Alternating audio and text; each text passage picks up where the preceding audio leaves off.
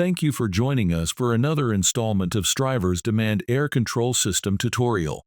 This video will cover the operation, wiring, and troubleshooting of Streivor's DemandAire Bronze.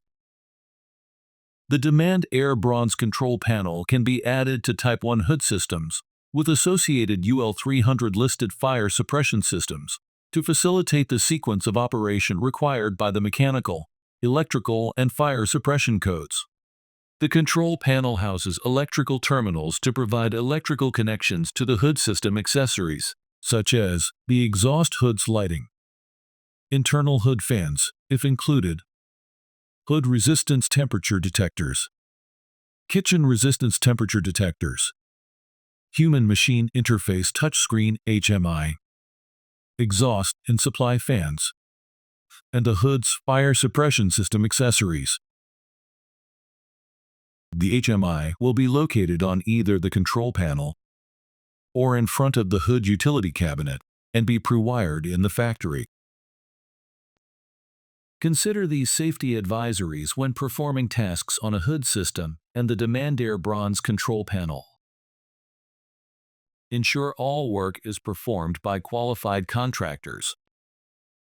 Ensure that all power from the source to the control panel is shut off, locked out, and tagged out.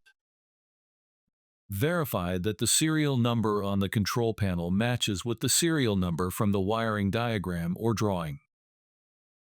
Confirm that the power's voltage, wire's amperage capacity, and wire insulation are in accordance with the fan motor's nameplate.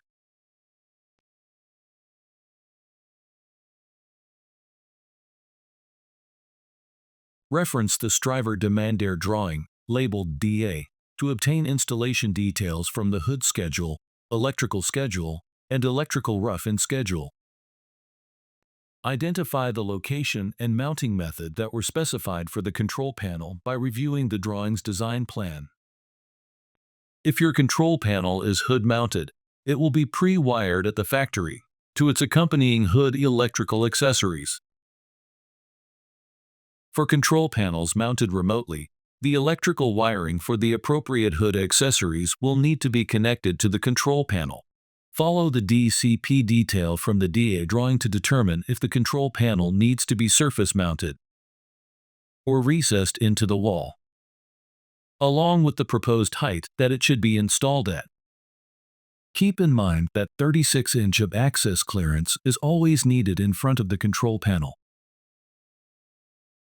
The design plan conveniently shows the location of the applicable items, and the rough-in requirements section determines how electrical wiring should be brought to the control panel. Now that you have an overview of the system, proceed to the control panel's wiring diagram for details on inputs and outputs that the accessory should be connected to. Take a moment to identify the connections and the terminal blocks associated with each accessory.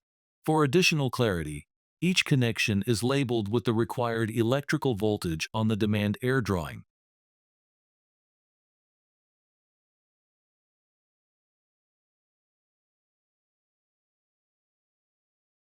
To supply power to the control panel, start by verifying that the circuit breaker voltage, phase, and amperage powering the control panel matches the requirements shown on the DA drawings and the label located inside the control panel.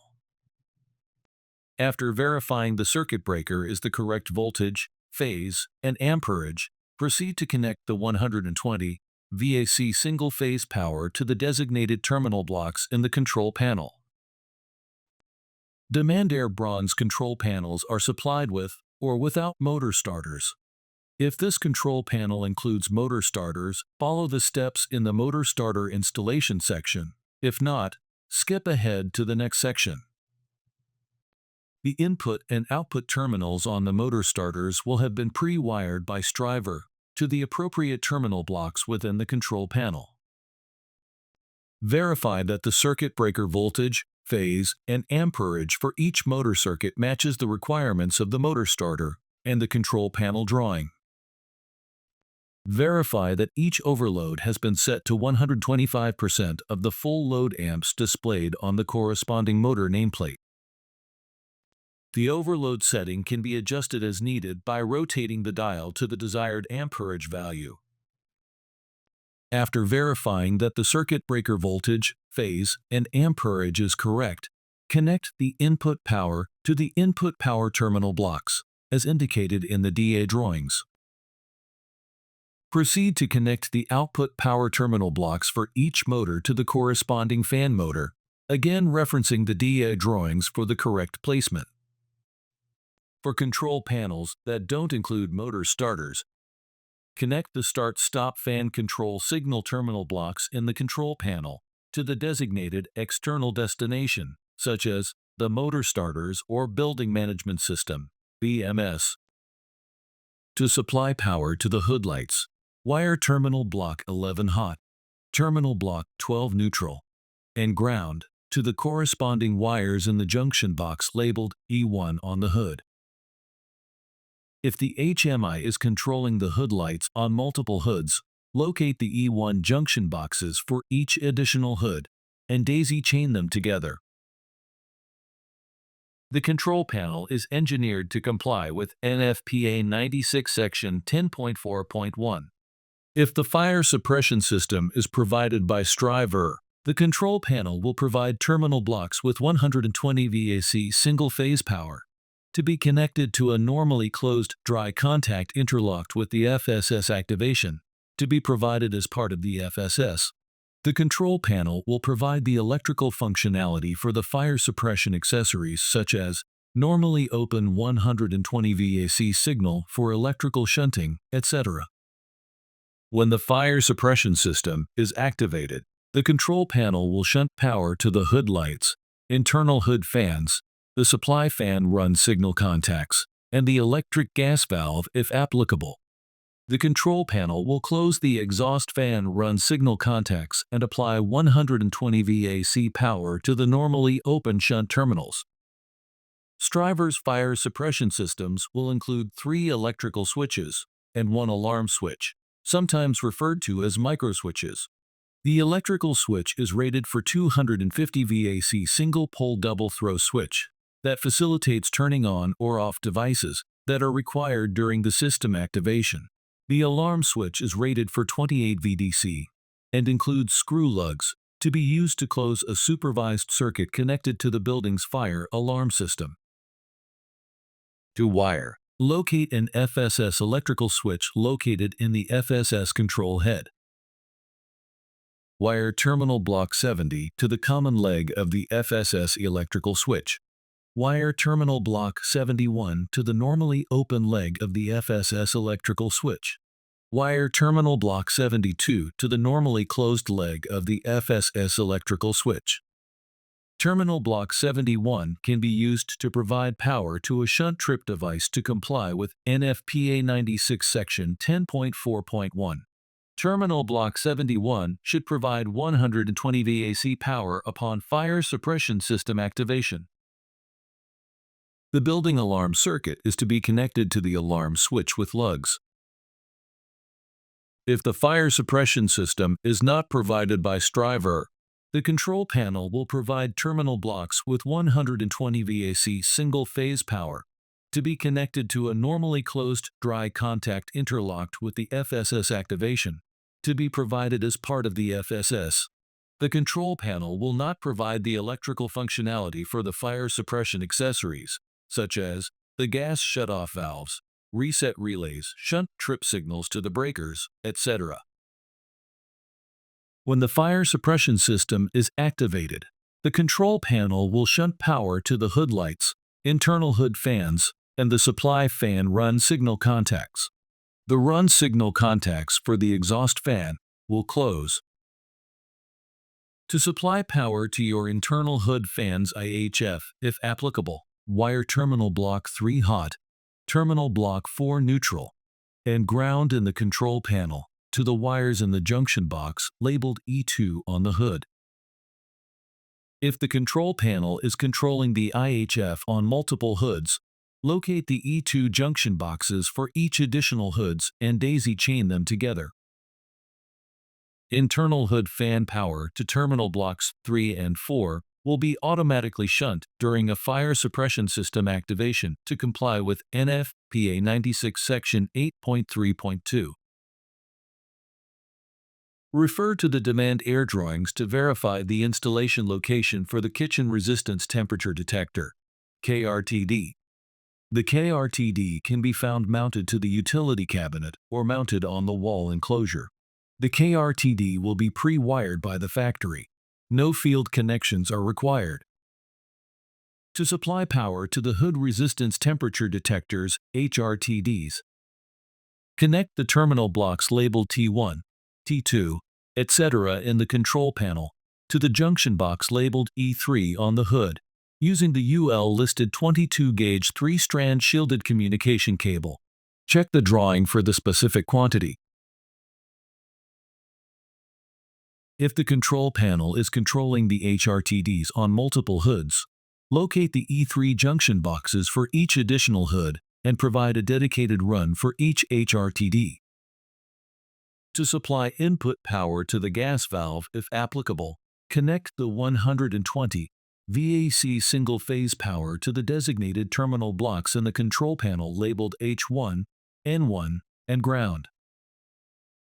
To supply output power to the electric gas valve, connect the designated terminal blocks in the control panel labeled 130, 131, and ground to the electric gas valve. Repeat this process for additional electric gas shutoff valve circuits if applicable. DemandAire systems may include a manual reset relay for the electric gas valve. The current status of the reset relay is displayed on the top left corner of the HMI screen. In the event of a fire suppression system actuation or any power interruption to the control panel, a pop-up screen will automatically appear over the home screen indicating that the electric gas valve power has been shut off. To reset the relay associated with the electric gas shutoff valve, press the arrow button on the screen. Press the arrow button to proceed, following the on-screen instructions until arriving at the electric gas valve reset screen. Press the red reset button to reset power to the electric gas shutoff valve. After power has been reset to the electric gas shutoff valve, a confirmation screen will appear. Press the arrow to return to the home screen. The electric gas valve power indicator will appear in the top left corner of the home screen, indicating it has power.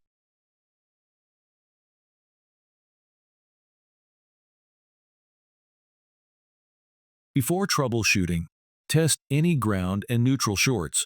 Verify that the control panel has 120 VAC power and verify you have power going out. If your fans are not turning on and your control panel includes motor starters, check the yellow indicator on the motor starter and reset the overload if applicable. Verify if the overload is set to the correct amperage indicated on the project as built hood drawings. Check that the wiring is connected and that there is continuity at the dry contact for each applicable fan, while the fan button is pressed on the HMI touchscreen. If those components are working as intended, then contact the respective manufacturers of the other components of the fan motor power circuit for troubleshooting those items. If your fans are not turning on and your control panel does not include motor starters, check that the wiring is connected and that there is continuity at the dry contact for each applicable fan, while the fan button is pressed on the HMI touchscreen. If not, see your DA drawings to verify the dry contacts are wired correctly. Check the fan motor power from the circuit breaker and the other components between the breaker and the fan motor. If those components are working as intended, then contact the respective manufacturers of the other components of the fan motor power circuit for troubleshooting those items. If your internal hood fans or hood lights are not turning on, verify that the FSS control head is in the armed position. Check outgoing power to the internal hood fans in terminals 3 and 4, or 11 and 12 for hood lights. Check that there is continuity between terminals 70 and 72. Check that there is not continuity between terminals 70 and 71. Check that the FSS electrical switch is wired correctly. For projects with multiple hoods, check the interconnecting wiring between the hoods at the pre-wired junction boxes on top of the hoods. If the hood lights or internal hood fans are receiving power and they are still not operable, replace the inoperable item. If your exhaust fan does not turn off, verify that the FSS control head is in the armed position. Check for any alarm screens displayed on the touch screen. Check that there is continuity between terminal 70 and 72. Check that there is not continuity between terminal 70 and 71. Check that the FSS electrical switch is wired correctly. The HRTDs located in each hood are engineered to automatically turn on the fans controlled by the DemandAire system once the adjustable set point of at least one HRTD has been reached. Each HRTD has an adjustable temperature differential set point. The set points have been preset by the factory. However, depending on field conditions and cooking appliances below the hood, further adjustments may be necessary. The recommended temperature differential set point is approximately 5 degrees to 15 degrees Fahrenheit above the ambient temperature in the kitchen. Access the temperature differential setting screen to make these adjustments. In the event of a temperature detector alarm screen, this indicates that a hood resistance temperature detector is not functioning properly due to damage or incorrect wiring. The exhaust and supply fans will automatically go to full capacity upon sensing an HRTD alarm. Once the alarm has been resolved, press the reset button to return to the home screen to resume normal operation.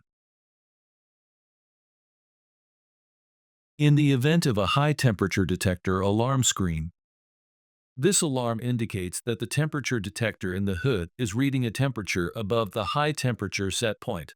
Immediate steps may need to be taken to reduce the temperature in the hood or to prevent an uncalled for fire suppression system activation. Some steps that may need to be taken are: verify that the hood exhaust fan is operating as designed. Verify that the cooking appliances under the hood are working as designed.